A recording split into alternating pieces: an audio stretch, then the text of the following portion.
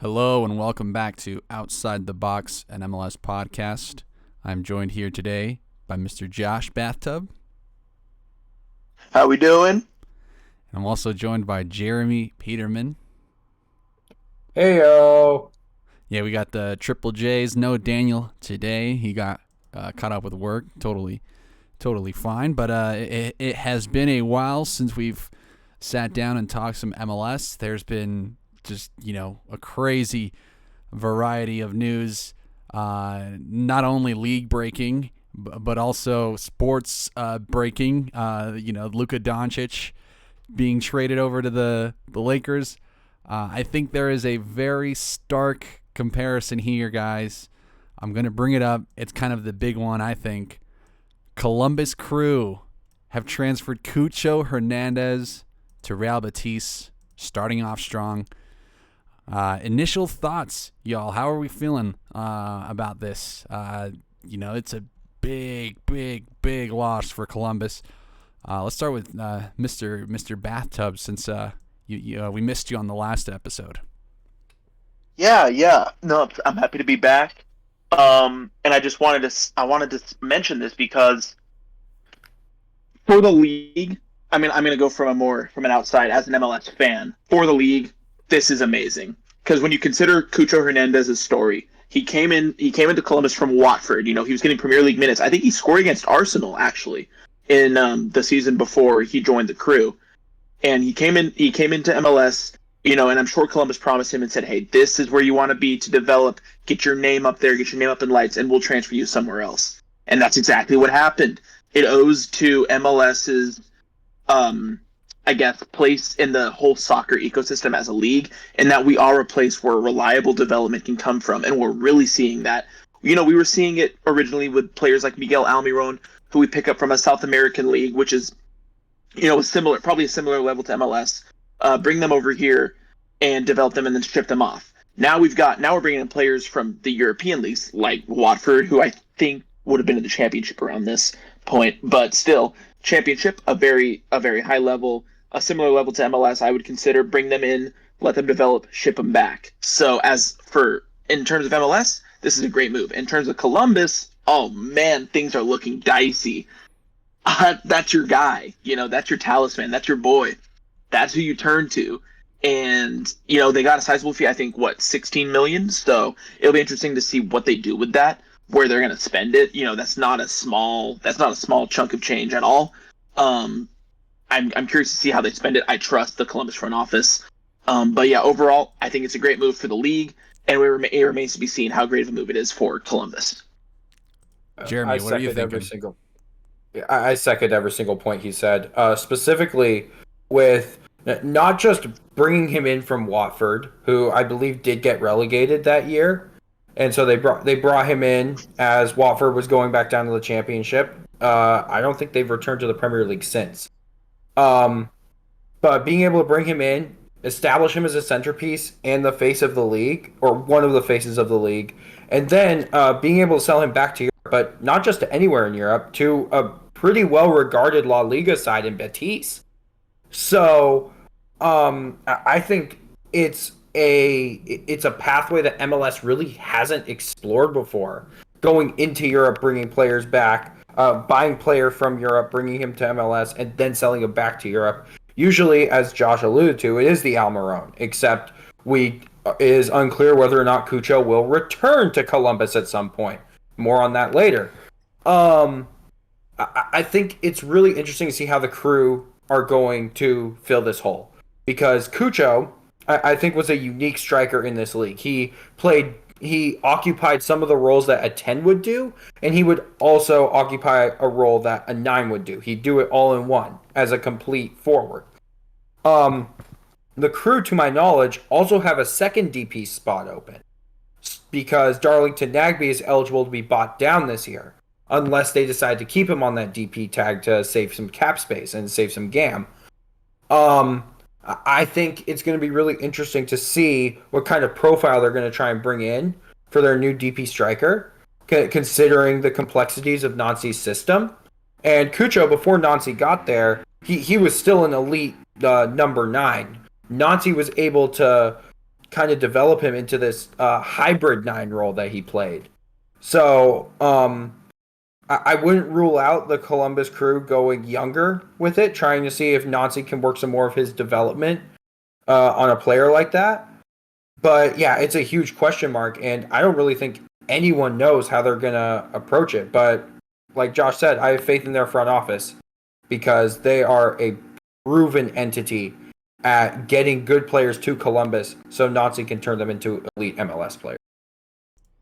Yeah, I think the one player that this definitely gives a big boost to is Diego Rossi, who, unlike Cucho, didn't really fit the Cucho mold of being able to play both the striker and attacking midfield position. I think this opens him up to just be a pure 9 and to kind of take over from Hernandez with a bit more of a nose for goal. Christian Ramirez also likely to be gone, heading to the LA Galaxy. And those are 2 strikers there. I mean, when you look at their goals added, it's Cucho Hernandez at the top with 5.94, and then Christian Ramirez with 1.36 above average. So, you're losing a lot of attacking production. It's time for Rossi to kind of step up and turn it around for Columbus, on top of whoever else they decide to get. I mean, they have a lot of money to play with. Still, I was seeing some reports that that Cucho didn't want to go, that it was kind of he kind of was planning on sticking around, and that kind of goes to show the love that he has for Columbus. But like you said, it is a big move to Betis, so can only hope that Cucho lights it up, gives a better stamp of approval for MLS. Anything else? Had no idea about the goals added stat. That is crazy. You saying 9.34 goals added? 5.94. Oh, 5.94. Oh my god. Okay, that's still crazy. Yeah. I'm sorry, but oh my god, that's still a massive amount of goals added to Columbus when he's on the field. I mean, I think the goals added stat is in my opinion, it should be one of the main factors for deciding like defenders of the year's attackers of the year's MVPs, things like that. Yeah, I mean, ideally, it should also be the basis of any fantasy game, which I think would be awesome. But we got goals and assists to keep us occupied there. Any final and secondary assists? Oh, that too. How could I forget? Outside the box fantasy coming in 2026. Yeah, I mean, we need to get like a professional team of coders to do that, and that's all outside my depth. Any final thoughts on Columbus here? I mean, this isn't the prediction show. We're planning that for next week, but early on, is this a playoff team? Just as it is now, do you think what they have is enough? No. No, I don't know. No, they have 2 open DP slots. They got to fill at least one of those. But I would like to talk a little bit about Jason Russell-Rowe, because I don't think this need to fill the Cucho hole is as dire as I think a lot of people associated with Columbus would think so, because I have faith in Jason Russell-Rowe. I think he could be a very, very good striker in this league, but it does beg the question of how do they see Rossi's role now? And I like that point you made about how he could end up being the number 9, because at LAFC he was mostly a goal-scoring winger until they sold him to Turkey. So he has shown in the past that he's a very good goal scorer in this league. I think if they decide to run a system with Rossi up top for a little bit, it would be interesting. But I don't think they're completely dead in the water right now. I still see them as a playoff team, and I just think that they can afford to wait a little bit to try and find the right guy to replace Cucho. Maybe Evander? Maybe. Maybe the price. At the right price, right? Yeah. Evander, what about the thing? It would also be really funny. Oh, I'm sorry. It would also be really funny if they just beat Cincinnati to his signature. I would find that extremely funny. And that's good ammo for the rivalry. Josh, you were saying? I mean, I got to make sure that he hasn't signed anywhere, but I mean, what would be even funnier is if they go and snag Lucho. Yeah, that would be something that hell is real, you know. Golly, hell would be real for Lucho Acosta if that was the case. I mean, he wouldn't even have to sell his home in Cincinnati. He could just commute every day to his new team. I think Cincy would become hell, bro. Those supporters would, make it TQ hell. Honestly. Yeah, for sure.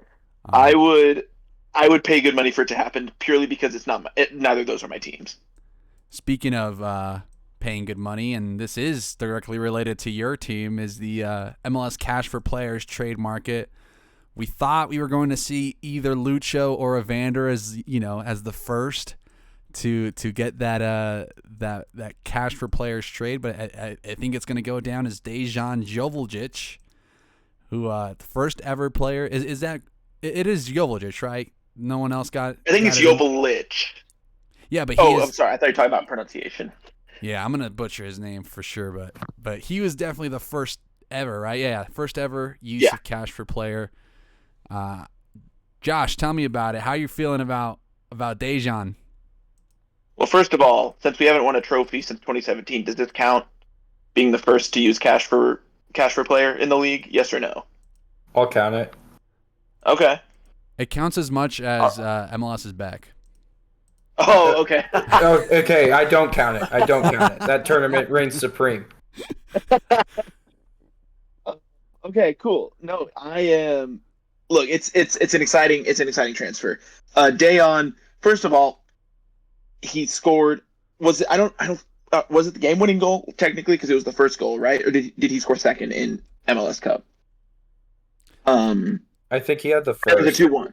It was a 2-1 victory. Okay, gotcha. So yeah, I'm so excited for this because there's something. I've had this thought for a while, like with intra-league transfers, players that have MLS experience. I do think that that gives them a bit of an edge over other transfers, specifically because they know the league, they know what to expect, and Joveljic is one of those players that has been around for 3 seasons already, and has proven that he can do a job. It remains to be seen. I like the signing. Don't get me wrong. I'm just skeptical about how much we can create for him, in this side, because that was a problem that Sporting KC had a lot last year, was creating chances. But overall as a signing, I mean, $4 million for a player that the Galaxy, the MLS champions, wanted to keep. They wanted to keep him, but they just couldn't make their roster work. I think that says a lot about not only Sporting KC's ambitions for the season, how they realize that they've been misfiring in the recent seasons, but also that there's the way that things are working now with Mike Burns as the director and Peter Burmese as the coach. So I'm cautiously optimistic about how Joveljic will do in Kansas City. What are your thoughts, Jeremy? I think it's really. I would like to talk about this from the Galaxy perspective for a little bit, because this is one of the reasons why the salary cap absolutely needs a little bit of revamping. The U22 rule is put in so that once players graduate or they exhaust their eligibility of being a U22 player, they either have to be bought down on a senior to a senior contract, they have to become a DP, or they have to be sold. And I understand the reasoning behind it, but the reason the Galaxy are in this much of a cap crunch is because the bonuses they got for winning MLS Cup are counting against the cap, which I find as ridiculous. I think that's insanity for a team to be punished for their success like that. It's similar in the way Columbus have been punished for their success in terms of just being unable to register players because they registered them for CCL games, and the league counted CCL as MLS for those short-term call-ups last year. I think that the U22 rule needs a little bit of revamp heading into next season, because even though Joveljic would have been his salary would have been tammable, and the question became whether or not the Galaxy would have enough. After the GAM release, it became clear they didn't. Whether or not they have enough GAM to buy him down. So for KC, they're getting a proven goal scorer in this league, one who does have some injury problems, but when he's healthy, I think is easily in the upper tier of just pure goal scorers in MLS. So this is a really good deal for Kansas City, and it does.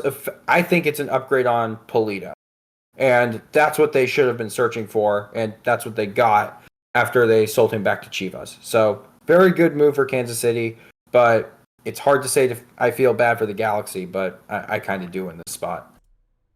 I can't be upset at the Galaxy, honestly. It wasn't too long ago they were cheating, having an extra DP player in Christian Pavon. So I agree that the rules are rigid there, and that they are for lack of a better phrase, handcuffing.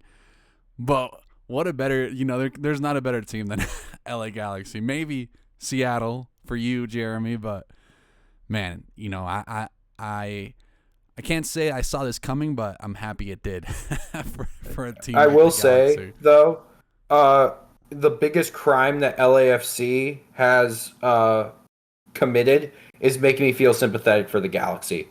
I will say that. I used to be in that same mindset as you, Juan, and now it's just like, well, I mean, how do you make the Galaxy look like less threatening and less obnoxious in comparison? You have to give credit to LAFC for that, but it's also a humongous crime that they have committed. I do want to say about the Joveljic signing, I am puzzled because I was here and ready for the William Agada season. I really thought he deserves a start at the striker position. He may end up being a winger there for SKC, but man, I'm a big William Agada stan. So to see him losing, or I guess not lose the spot, because season's still yet to happen, so we don't know what the makeup of it could be. It could be a 2-striker situation.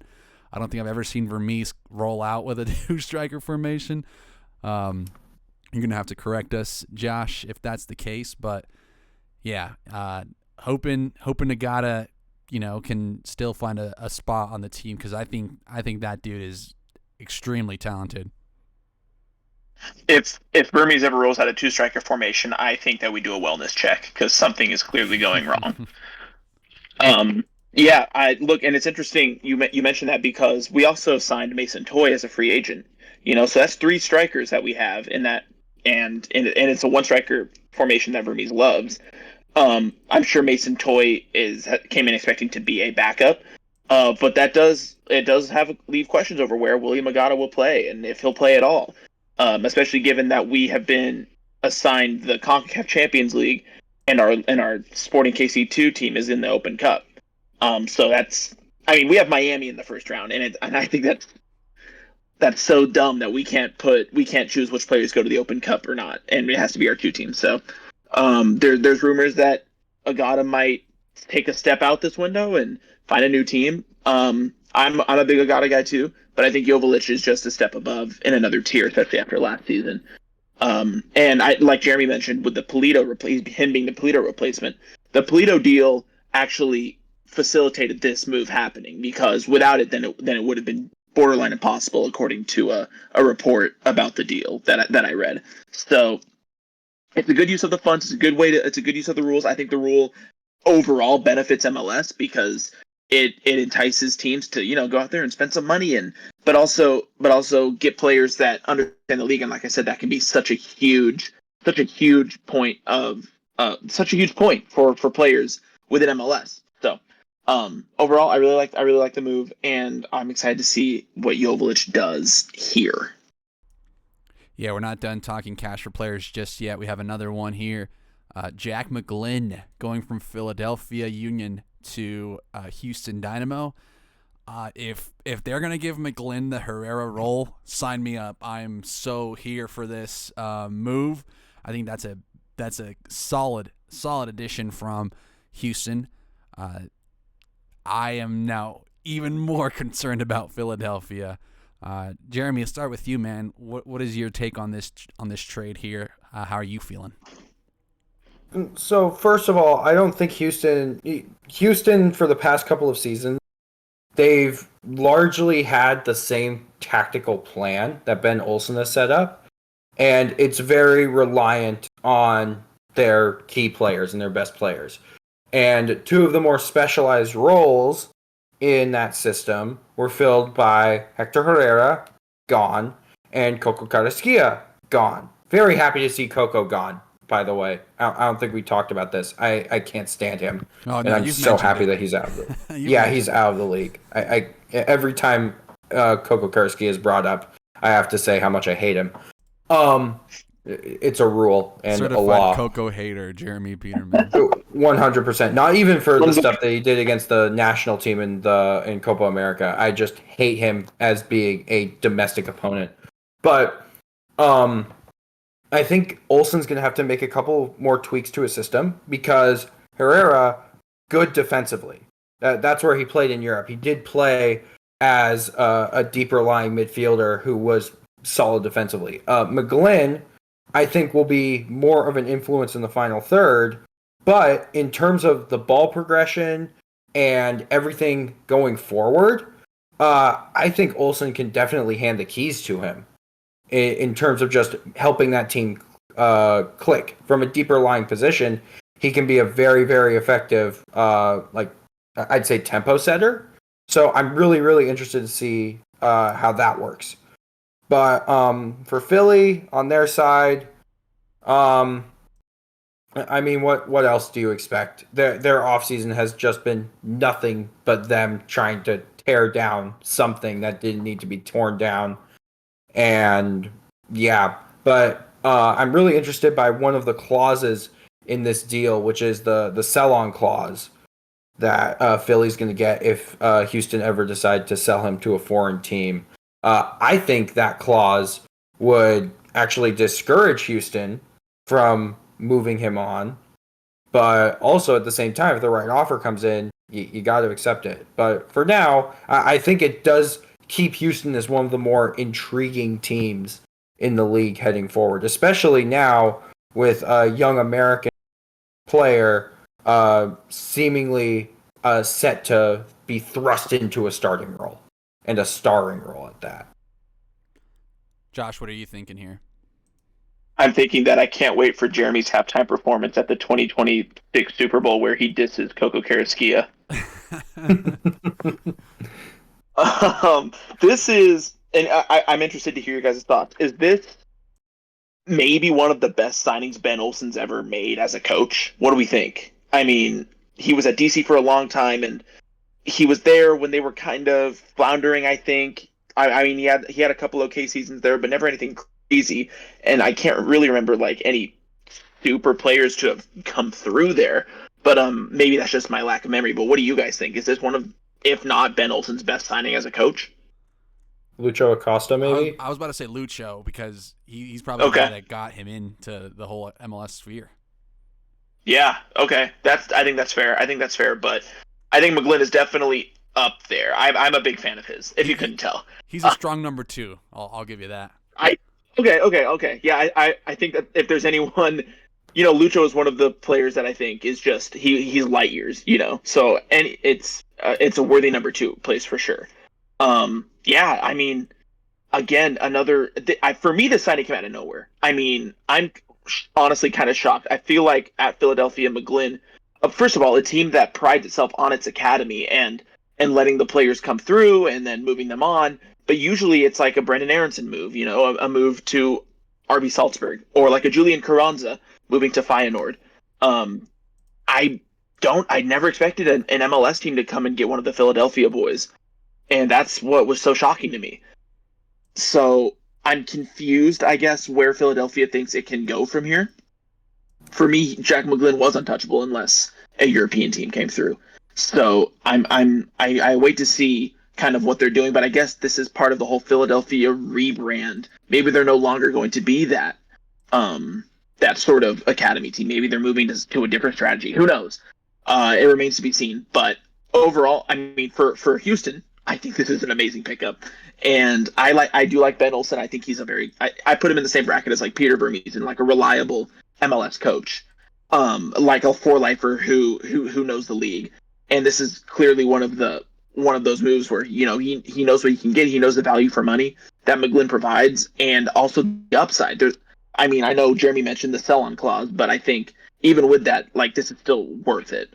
I know that there's also a lot of money riding on certain performance. I think it's 1.3 million as reported by MLS. So that could be huge. I mean, the deal could end up bringing in a lot of money for over 3 million for Philadelphia. But yeah, I love it. I love that we're seeing an American talent stay here for a little longer, and show other American talents maybe that, hey, MLS is a good path for you. So I like the move a lot for Houston. I'm still not sure what we're seeing here with Philadelphia. Another question for you guys. We see in Mexico that the kind of economy down there, doesn't allow for players like, a McGlynn or in the Mexican system to, leave and go to Europe. I know that that's kind of a big talking point amongst a lot of U.S. men's national team fans of like, why isn't McGlynn going to Europe? Do you guys think this cash for players is gonna keep more of that talent within the league? Like, are we bound to follow suit in what Liga MX is doing? That's a great question. Jeremy, what do you think? I'm trying to think of an answer because I feel like the Mexican the thing with the Mexican league is they want those homegrown, like, young star Mexican players to like remain in, so for like viewership and stuff like that, because of course everyone wants to go see like their just top young players who could play for the national team in their own backyards. However, for the U.S., everything, at least from a national team perspective, has been get these guys to Europe so they can play in like actual meaningful games. Not saying I agree with that, but that's their perspective. For me, playing time is playing time, and if a player is good, he's going to be good wherever he goes.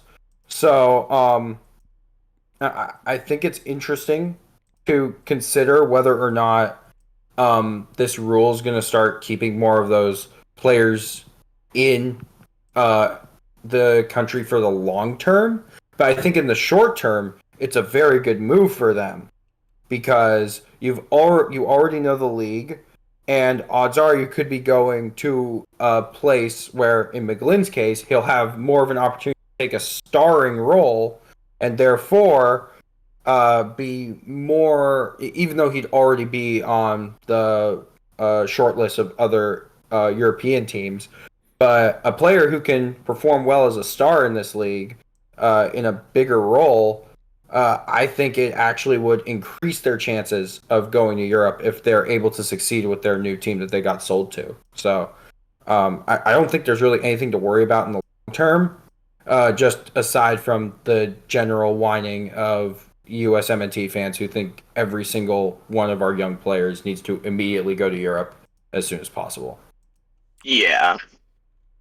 I like that take. I agree. I think I do like the limit of 2 per season. I think that kind of limits a lot of the hesitancy of becoming a Liga MX and, kind of keeping the talent within the nation. But, if a big offer does come in from McGlynn, you got to hope a lot of it, can make that sell-on, that conditional sell-on look smaller than, than at least, it's got to be more than 2 million, right? Because you want a good chunk out of that, but remains to be seen.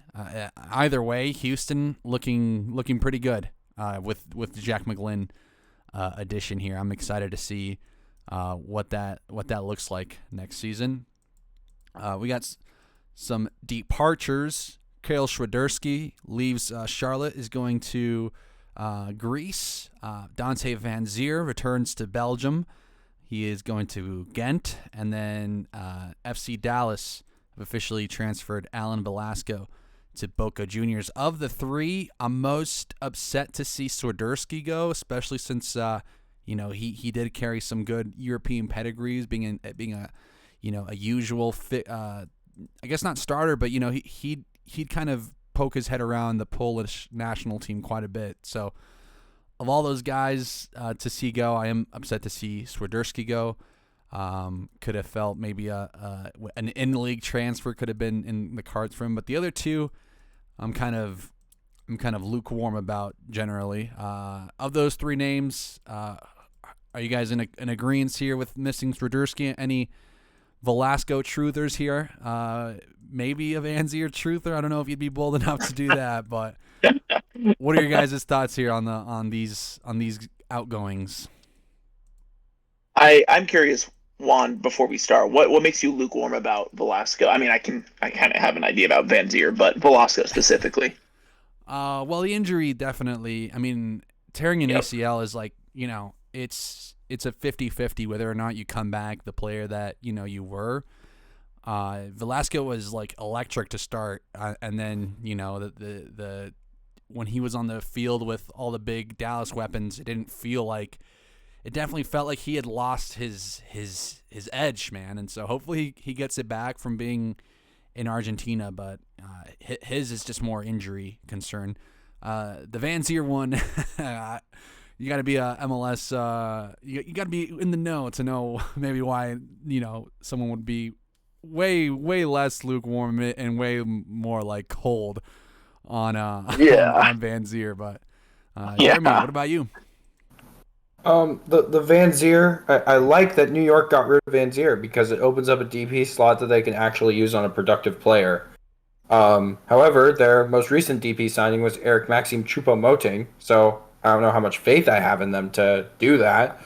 But I feel like looking back on just the Van Zier experience, even excluding the racism,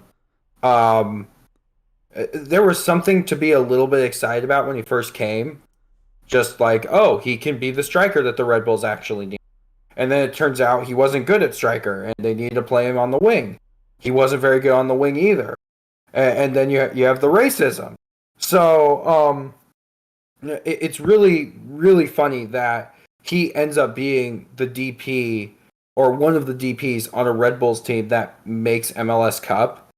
But I think it's really good for the Red Bulls in particular just to wash their hands of that whole experience and try and reinvest immediately. Velasco is interesting because he's very highly rated, and I thought he was going to come back from that ACL tear, pair him with Petar Musa, and you were going to see just a really good Dallas team, or at least that there's still a lot they need to figure out in the offseason.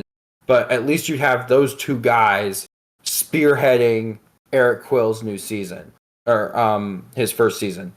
So I think it's disappointing for the league that he's gone, but also, like, I think he'll end up in Europe eventually, especially lights it up with Boca on his return there. And then also the knock-on effect of that, because Lucho wanted to go back to Boca, and it's Velasco who gets to go there anyway. I find that very funny. And then Swiderski, I was never fully bought in on Swiderski, but as an expansion team DP in their first season, I think he did a really good job of just being the senior guy in that locker room and sort of leading them through their turbulent first couple of years. But once the loan move started to come in, I started thinking he's just probably not going to last here. He's probably going to want to go back to Europe. So I'm happy for him to get back there. But the biggest winners out of all of these are finally being rid of Dante Van Zier. Josh, anything to add there?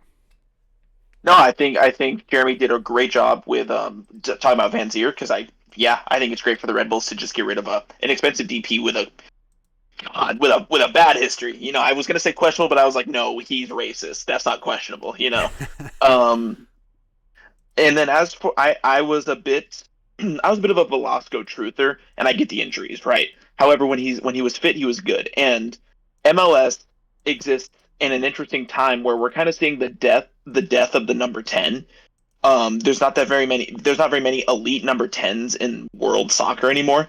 But you come over to MLS, and those are the players who are running the show. Your Ricky Puiges, your Leo Messi's, if you consider him a number 10. I think he can drift in there and play there. I mean, he can play anywhere. But these players these are the ones that you turn to your Luchos. There's another one, Evander. You turn there, and these are the players you turn to when you need to do well, and that doesn't exist really anywhere else, but it exists here still, and that's something that as like a soccer truther, as someone who just loves a creative playmaker like an Ozil or like a James Rodriguez or like a Dimitri Payet, as I'm a West Ham fan, those are the players that I would always love to see perform well, and so it's sad to see the death of like it's not a death, but the movement of a 10 who I thought was really good on its day. But for Dallas, it gives them a chance to go out and maybe bring somebody else in to replace that. I feel like they should be doing that in this transfer window, if not summer, where they go out and grab a DP10 to take over that spot. So I think I'm interested to see what Dallas do. I know that they've been very busy this offseason, obviously. And as for Swiderski, again, I was never really sold on him. I was never high on him, but I will say, as an expansion team, you bring in these guys like Jeremy was saying to be a leader in the locker room, and I think that you also bring in these guys to tell the league to take you seriously, and I think Swiderski helped the league take Charlotte seriously. I think back to when Cincinnati joined the league, and their DPs were not Lucho Acosta level. It was a bit of the league was like, we don't take Cincinnati seriously. There's no reason for us to take them seriously. I think Swiderski helped the league take Charlotte seriously, and so in my eyes, it's a good move for them. Now, it was the right time, but when he was at Charlotte, he did his job. We're gonna switch gears. Let's talk about Orlando City. They have made some moves recently. First is Marko Pasalic, a Croatian winger coming from HNK Rijeka from, man, I definitely butchered that one, but coming from Croatian league. I don't know much about him. I think this is the apparent Facundo Torres replacement. To add to that, a player I am a lot more familiar with, Edward Atuesta, coming from Palmeiras, formerly of LAFC, before he just kind of he completely lost his spot there. But two players here that kind of fit the profile of what Orlando looked for. It wasn't too long ago that they had a Croatian baller. His name evades me right now. If you guys can remember it, I'm completely spacing. Oh, no, it wasn't Croatian. It was Mauricio Pereira. I don't know why I thought he was Croatian. He's an Argentine, but there's an MP for you. Marko Pasalic, Mauricio Pereira. How are you guys feeling about Orlando heading into the season here? I really like the Atuesta move. We'll start with Josh here. I love the Atuesta move. I'm a big fan of Atuesta, and bringing him in because they brought him in from Palmeiras, right? Yes. Okay. I mean, bring him in. He's 27, right? 1 year, and it's only a 1 year contract as well. So I wonder if there's like talks in the deal because like 27 is right around your prime. I wonder if there's talks of like, hey, you come in and we can ship you off to Europe and you can spend a couple of years at the top, because it's such a short contract and he's in his prime. I wonder if there's some talk there. I do love the move though. It's I think he'll slot right in with like Cartagena and Cesar Araujo, and I was very high on Orlando last year. I think that with Luis Muriel coming in, they were my team to beat basically. So I like that they went out with this move. He's also Colombian, so that maybe that does something for Muriel because I felt he was kind of underwhelming last season. And as for Pasalic, honestly, I know nothing about the guy. I honestly, when I first read the transfer, I thought he was Mario Pasalic, who plays for Atalanta, but not the same guy. So that's awesome. I thought that too, to be fair. Okay, gotcha. I'm glad I'm not the only one who knows a little too much about Atalanta. But yeah, it's I will always like to see young players come over to try their hand in MLS. I will always respect it, and I will always I love to see how they do. So I think there'll probably be some growing pains for the guy, but that's to be expected, especially coming in as a DP. Yeah, that's a So shocker. overall, yeah, right, it is. Um, you don't usually see those kind of moves for a player so young, coming in like a relatively unknown player as well, especially in Orlando. So I'm excited to see what he does. I'm hesitant to say he'll do well, but you never know. I've been surprised before by players in this league. What are you thinking, Jeremy? I'm only thinking about Martin Ojeda, and here's why. So the last year Ojeda was in Argentina, he played for Godoy Cruz. He basically played the Facundo Torres role for them. He was a left-footed right winger who was a very, very dangerous player inside and around the box, getting lots of goals and lots of assists. Since he came to Orlando, they bought him when they already had Torres. And so they had to basically try and find a place for him. Now, Torres is gone, and they're spending a DP slot on another right winger. Now, Ojeda is good. He's been playing as the 10. They had their best form last year with him at the 10. But I think it's so funny that they plucked him from Argentina and have basically refused to give him the spot in their lineup that caused them to buy him in the first place. So I think it would have been a little bit less risky to try and go sign a DP number 10 to replace Torres and move Ojeda back out to the wing. But once again, Pasalic is just going to have a lot to prove. Atuesta signing is interesting because I've heard that Cartagena has had a very serious injury and a potentially season-ending injury. So Orlando's double pivot between Araujo and Cartagena has usually just been predicated on good defensive midfielders, and Atuesta is more of an orchestrator. So I think that adds a little bit more dimension to them going forward. So any team signing Eduard Atuesta is a good move, and I think it makes a lot of sense for Orlando. But yeah, I don't know what the what would I say, like the hesitation to playing Ojeda in his natural role has been, especially because he was someone who I really wanted the Timbers to get. But before he made that move to Orlando, I wasn't happy about that move, and I just kind of want justice for him at this point. You're just seeing your guy being just misused on the wrong side of the field. I mean, his goals added does not paint him well. It's mostly his passing stat out of the advanced midfield role there that's kind of bringing it down. Otherwise, the rest of his stats look quite good. I'm in agreement with you there. I would have liked to see Ojeda on the wing, especially since they tried Muriel there at the attacking mid spot as well. They have a guy in Duncan Maguire and Ramiro Enrique. Those two guys are proven finishers in the league, and looks like Enrique may end up being the starter moving forward. Which it's strange we haven't seen Maguire links to abroad, especially after being connected last season. So a lot of questions around Orlando, who every year seem to be people's favorite. Because I will agree with you there, Josh. They were kind of I think these guys are going to do heavy contenders, and they pretty much are a heavy contender in Major League Soccer, but they need to change that contender to serious threat to win the whole thing. And these kind of questions that linger on into their makeup kind of don't help them in that light, but they're going to be interesting no matter what, I think. I'm going to shift over to the other side of the country. We're going to LAFC.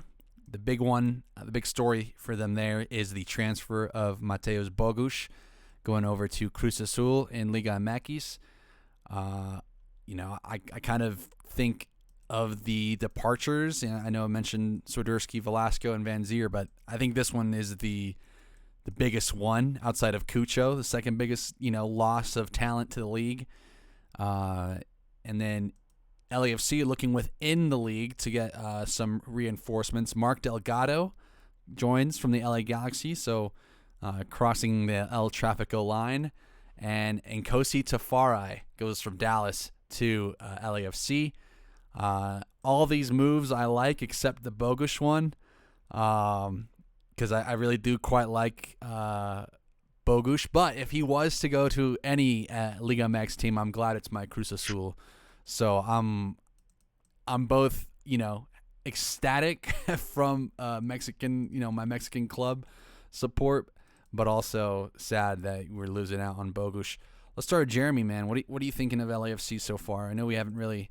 They've been kind of quiet recently, but, some moves worth mentioning here, in my opinion. What are your thoughts? It just seems like they do something like this every offseason, where in the winter they'll sell a couple of players, play a little bit under strength, and then make their big signings in the summer. So this is just kind of par for the course for them.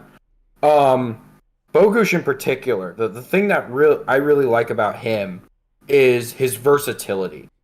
Because not only was he playing as a false nine last year, which wasn't his natural position, but I think he's an upgrade on Oliveira on the wing. I'm not really convinced by Oliveira at all. And he's also naturally just a midfielder in a number 8 type role.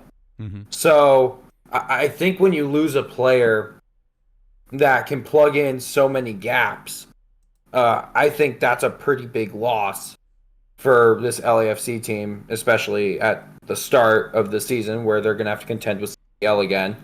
So, very good profit for them, though. Very, very good profit. Sold him, signed him for $1 million, selling him for between 9 and 10, if I remember correctly. So, that's really good for them. And then also some more smart Delgado, trying him from LA Galaxy, who I think was just as important as Puig was last year to their team. That may seem like a hot take, but when you have someone who can just run around and cover so much ground and basically make it possible for Puig to, Puig it up around the final third, that's a huge player to have. So Delgado, once again, more league experience, great signing for them. And Tafari, last year, not a great year for him, but in 23, he was being talked about as one of the best young center backs in this league. So I think it's another good pickup for them.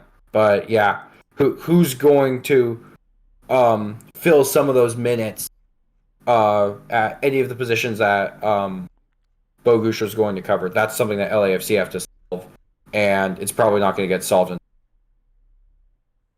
What are you thinking, Josh? I think that with the Bogusz signing, there's nothing really more to be said that you guys haven't said. I did, however, want to talk about LAFC's acquiring of Yayaboa, because for me, I really think, especially as a free agent signing, like that's a great pickup. Obviously, he didn't have the greatest year last year, but in 2023, I mean, he scored the winning goal in MLS Cup. He was the starter. He was the starting wingback for Wilfred Nancy's Columbus Crew, and I think he'll slot right into Turundolo's LAFC side as well, right? Either on the left or right. I feel like he can play on both, but like probably on the left, probably to replace Hollingshead. Yeah, I think that Yayaboa for LAFC is just such a massive pickup, and I'm really excited to see how he does. I've been a fan of his for a while now. I also did want to talk about Mark Delgado because, like Jeremy said, he was so important to the Galaxy, and now to go across town, even though it's not really because LA Galaxy are in Carson, but to go across LA to the rivals, I wonder if that adds another extra bit of spice to El Trafico maybe. I don't know if LA Galaxy fans will feel like it does. I don't know if they'll feel betrayed in any way, but I feel like Delgado was there long enough and was important enough to them that they might feel some sort of animosity towards him. So I'm excited to see what that leads to in any El Traficos that we have this season. Yeah, El Trafico famously lacking spice. Just a little more. Yeah, I was stunned when once once Marco Royce kind of joined, they kind of ditched Mark Delgado in favor of Edwin Cerrillo, who's kind of a bit more active than him. But I thought Mark Delgado overall was the better midfielder outside of Ricky Puig. I thought he was better than Brugman. Thought he was better than Cerrillo. Thought he was even better than Marco Royce. I thought the team just played better when he was Puig's Robin, and so that kind of for LAFC, I kind of wonder how he's going to slot in there, who he's going to kind of be doing work for. He kind of is being set up to be the Ilie Sanchez role there, and I think that'd be really well, especially if he can, play good transitionally. We saw him play, good in that transitional LA Galaxy attack, and so I think it's a good fit. For Tafari, I think he's gonna get the glam up that Kellen Acosta had when Kellen Acosta went from Colorado to LA. He kind of, elevated his game. I think Tafari could easily do the same. It looks like he could be in line to replace Jesus Murillo. I don't know how you guys feel about him. I thought he was kind of, by and large, a rough piece. Not worth his contract. But, he's a fouling machine too. Yeah, I think, he wasn't particularly the starting center back that, he was reliable. He played minutes, right? But overall, I thought, you could do better. And I think they have here with Tafari. And then Yaya Boa, I completely spaced on it. I think that's a great signing. We could also see him play as a left wing, potentially. So, and that kind of gets my mind gearing as to where you'd put Bouanga, where you'd put Oliveira.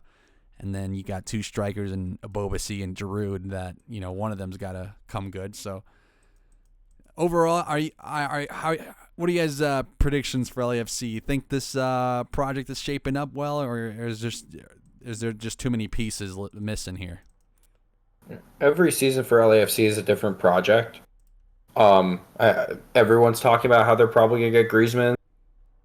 But I don't know why this front office refuses to try and enter the start of the season with a fully built roster, given how close they were to winning CCL a couple seasons ago.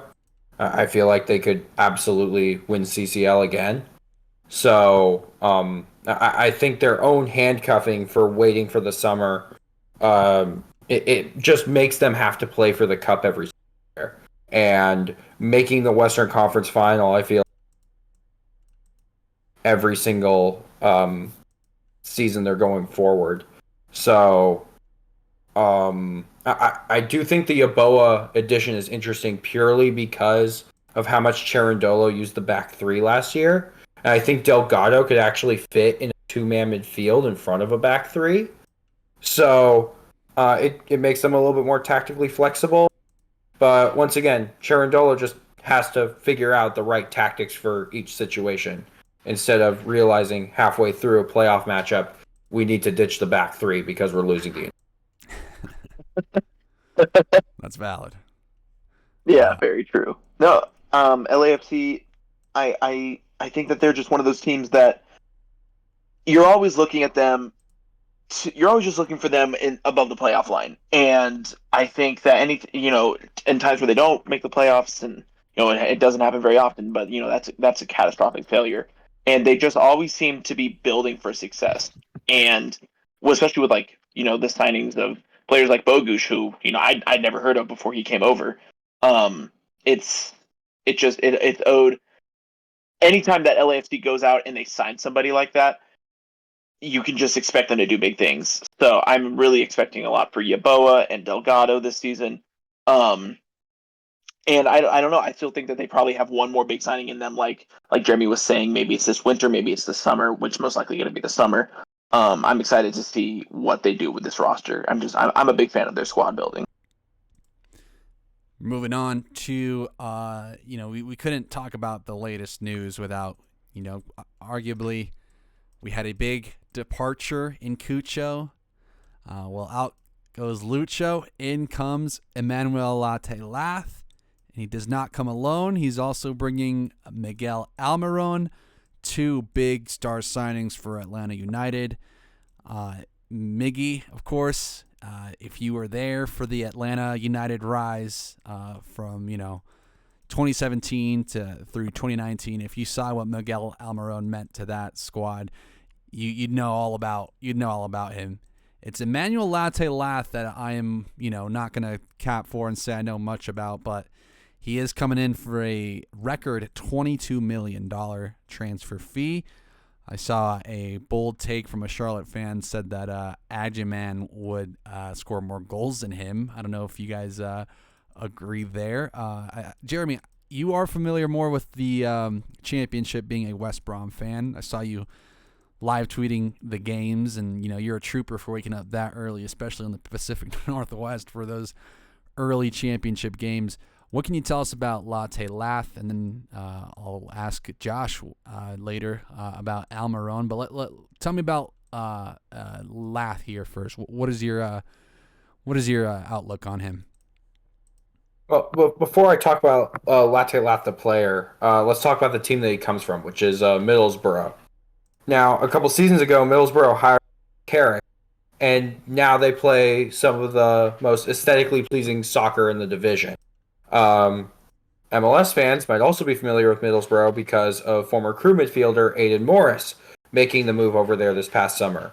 He's been very good, and Carrick is very good at developing young players. Most notable right now, their top young player is Liverpool loanee Ben Doak, who is also a pretty good player and scored against West Brom when the two teams met, pretty sure it's about a month ago now. But yeah, Borough is a very good team. They're usually very well organized. And Latte Lath has been their starting striker for the past couple seasons. He's an inconsistent finisher. And I was wondering why Atlanta was so hard done to get a deal for him done in particular. But also, that's the championship.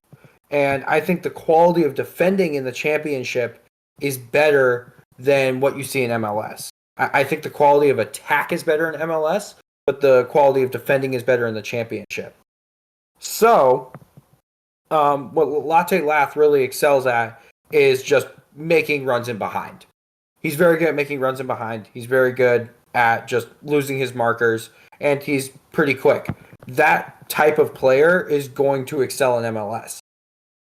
But at the same time, $22 million, even though I've previously gone on record as saying transfer fees don't really matter, when you are Atlanta United and you have a ton of money to throw around in this incredibly pivotal offseason, I think there could have been better ways to spend that money than dropping $22 million of it on Latte.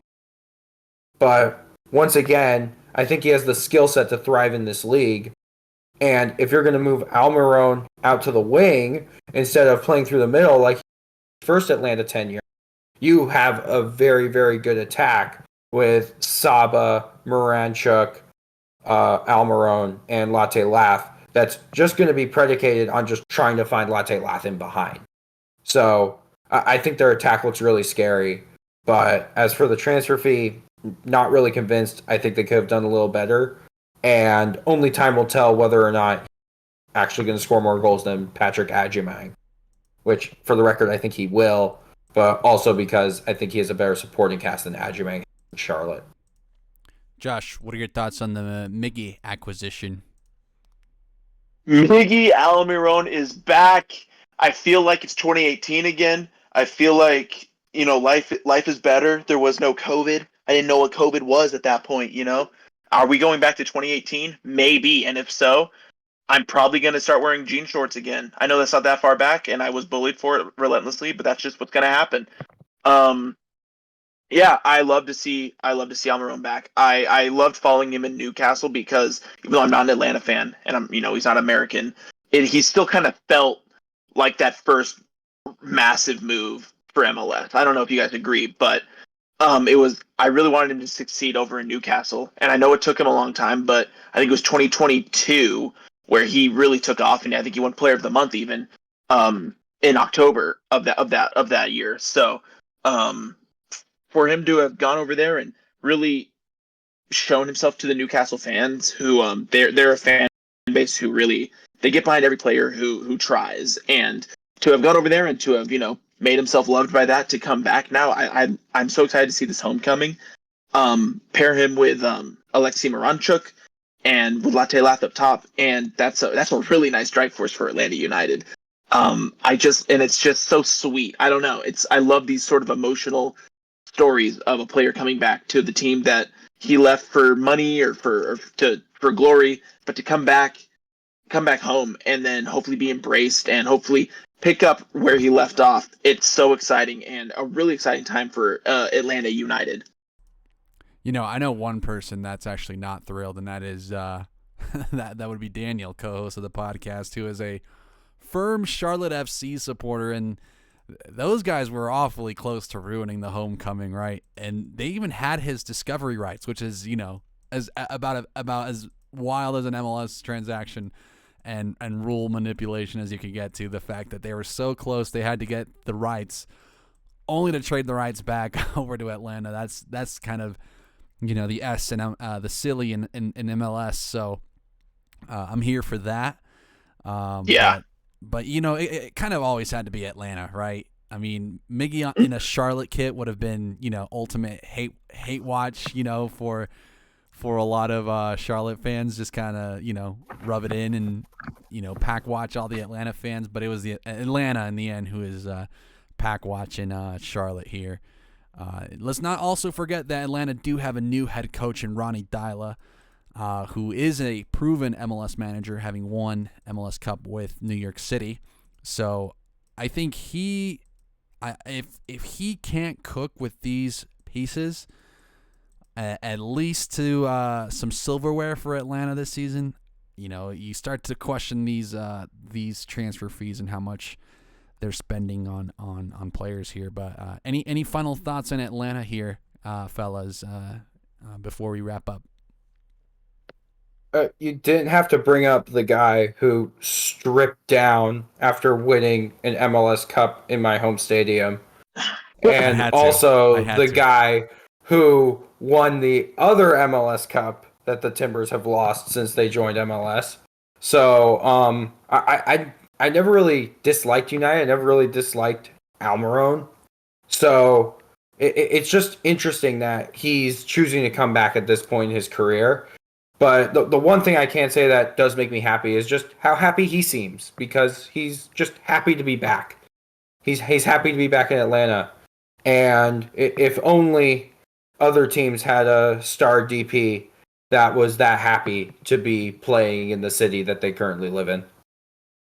I wonder which DP10s are disgruntled with where they're living at right now. I can't think of any. Diego Valeri would never.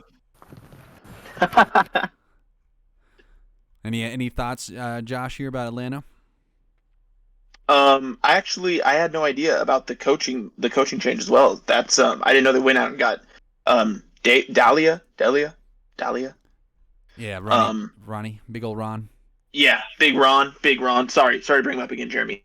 But no, I'm excited to see what he does with this. I mean, we know what he did with Tati Castellanos at New York City FC. So I wonder if we'll get something similar with Latte Lath. I do think that he'll be another signing that comes over here for a bit and then he uses us as a platform to kick on and do something else. I mean, if he does so, think of the similarities between this move and Cucho's move. Coming over from a championship club, hope maybe performs well, and then uses this as a launching point to go somewhere else. We're in such an exciting era for MLS now, so it'll be really, really fun to see how Atlanta does. I think that they're going to be one of the teams to watch in this upcoming season. Fellas, I have the a San Diego preview here, but running out of time just because there's a lot of news. But I do want to end with a fun game here. We're gonna look at the Atlanta United history books here because they've had some amazing attacks. We're gonna do a bench, start, and then cut here. I'm gonna give you 3 players, each from varying Atlanta United eras.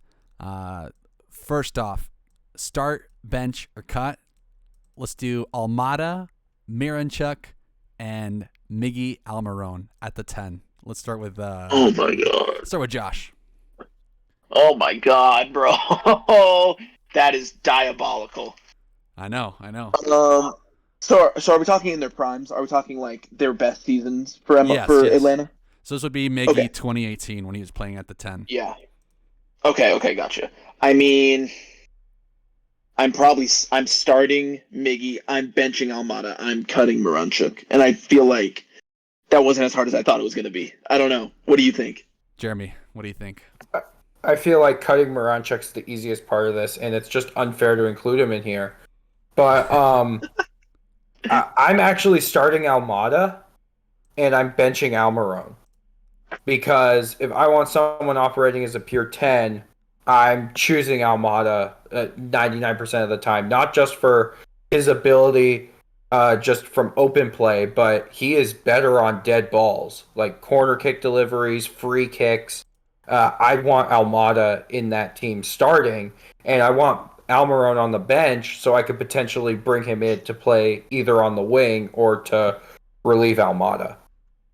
Okay, yeah, I'm starting Almada as well, but that's only because that Miggy Almiron, I think he's going to prove better to long term as a winger. So that's yet to be seen. We'll see how they end up, shaking out. But gonna move on to our next one here: Hector Villalba, Saba Lovjanadze, or Pity Martinez on the wing. I think this is I think we know who we're cutting here. Am I safe to say we're gonna cut Pity Martinez? Absolutely. Yes. Okay, so of Saba and Villalba, who is your guys' pick here? Oh god. I'll start. This is tough because I actually liked Villalba the most out of like all the non-star Atlanta players. I think I just have to go for Villalba. I really do. I think just him being in that team from the start as that expansion team, he helped them be so good, so great as the supporting role to Joseph and Almiron. So I feel like I have to go with Villalba. And also having Lobjanidze available on the bench, it is very positive. Having tired defenders on the pitch and bringing on a fully rested Saba to just run at them, terrifying. Josh.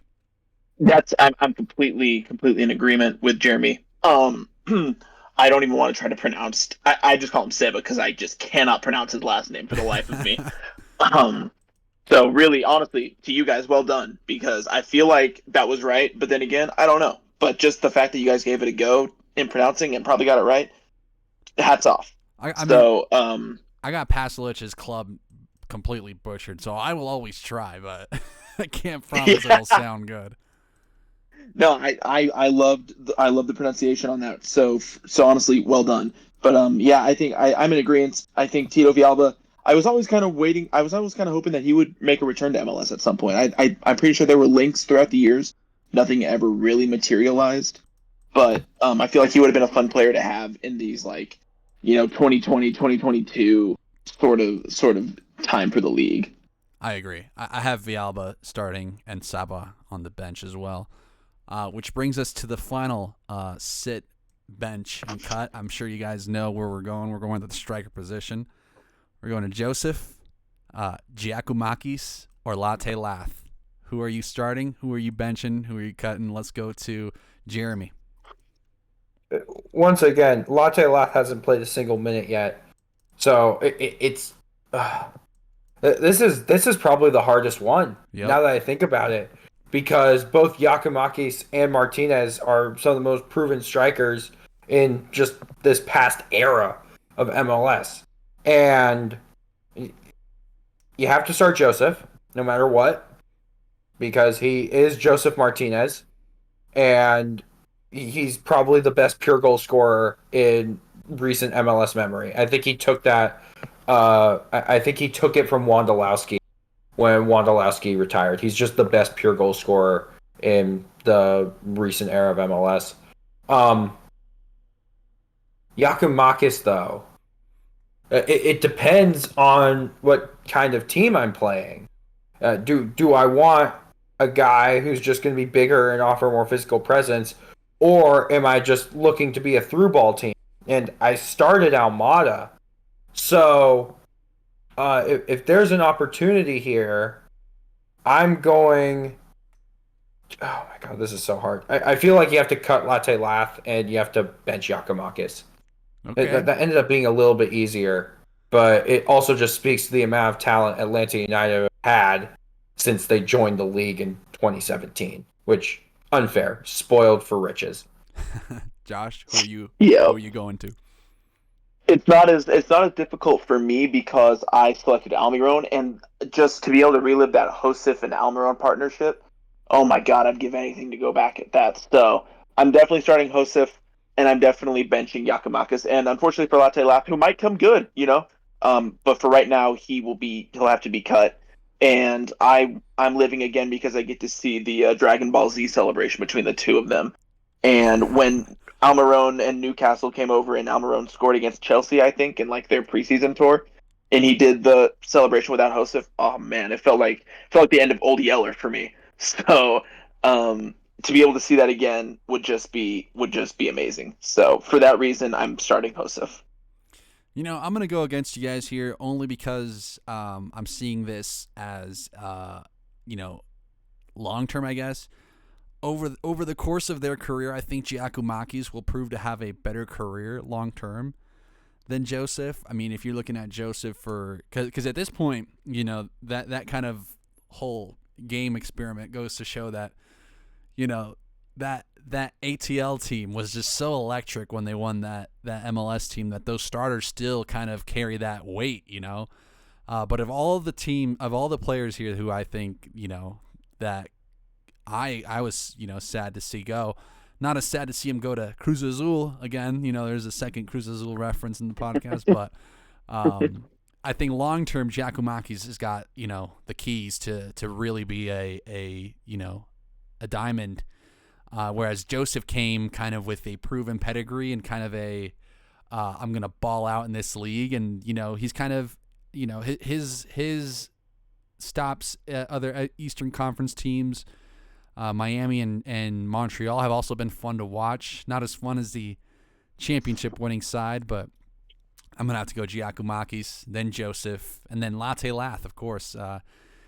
I wonder if Latte Lath had been a bigger name, bigger than Giakoumakis and Martinez, if we would feel different about it.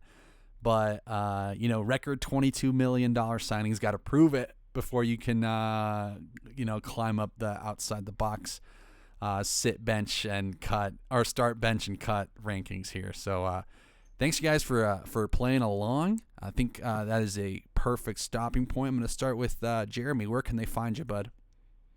You can find me on the Elon app at Sports Guy Jeremy, on Blue Sky at jeremypeterman.bsky.social, and also at cascadiafc.substack.com, where I'm currently in the process of writing a gigantic article on how the team fix everything that is wrong with their defense. It's been very fun. But for which team? No, the Timbers, yes. Nice. Because there's a lot of things to fix there, but they're not as complicated to solve as one might think. Josh, where can they find you? You can find me on the Elon app at Josh Bathtub. I'm also on TikTok under the same name, but I don't really post MLS stuff on there, so maybe don't go and look. And you can also find me rent-free in the heads of any St. Louis fan. That's awesome. I'm going to go over and just see... Oh, what's up? Which, by the way, I do have one. If there's time, I do have one last, maybe mini debate. For expansion teams, usually, since all of us have been fans of teams that have been established in this league for a bit of time, does instant success make an expansion team's fan base more insufferable? I'm tempted to say yes. Yes.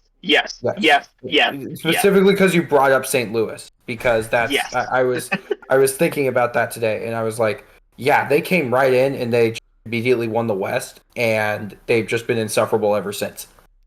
Little So, mini debate over and dusted, because I agree. I think that initial success, I mean, it's powerful, man. It's that first taste of success. You kind of want it more and more and more, you know. As Atlanta fans have kind of, you know, crawled down from the, you know, from the epitome of it all. I think it evens out eventually. Short term, yes, but eventually the bad games do set in, and the bad managers. I'm looking at you. I forgot his name. Argentine guy over at ATL. What was his name again? Pity Martinez. No, the manager. Oh wait, Heinze. Heinze. Yep, looking at you, Heinze. Yeah, I'm gonna be looking over at all the TikTok dances that Josh does now. I'm expecting some quality content now. Only the best for you, Juanners. You can find more quality content over at Box State Footy on X. No Blue Sky for that one just yet, so I think the content will just stay on X for that one. But you can find me on X at Juanners715, on Blue Sky at Juanners.bsky.social. That's going to be it for this episode of Outside the Box. Have a great rest of your week, and we'll see you next week for a massive predictions show. Take care, everyone.